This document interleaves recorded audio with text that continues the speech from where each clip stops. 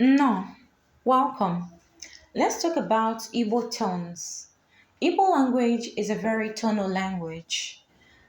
A word can mean different things. A question and a statement can also have the same wordings, which is why tonal inflection is very important in Igbo language because it helps differentiate between words that would otherwise have the same meaning. For instance, in the word spelled a.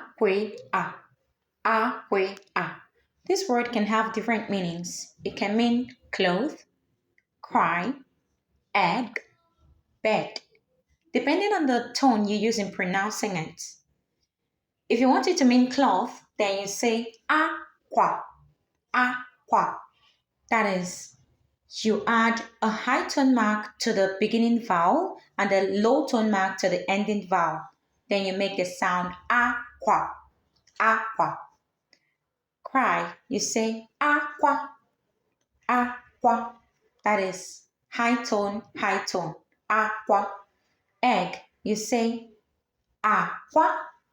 That is low tone, high tone, aqua.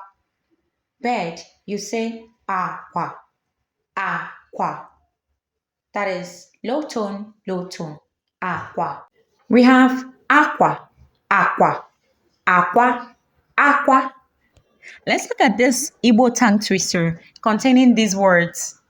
Nwaanyị na-akwa akwa. Ị na-akwa akwa na ọkụkọ yiri akwa n'elu akwa ịkwara akwa dị n'elu akwa.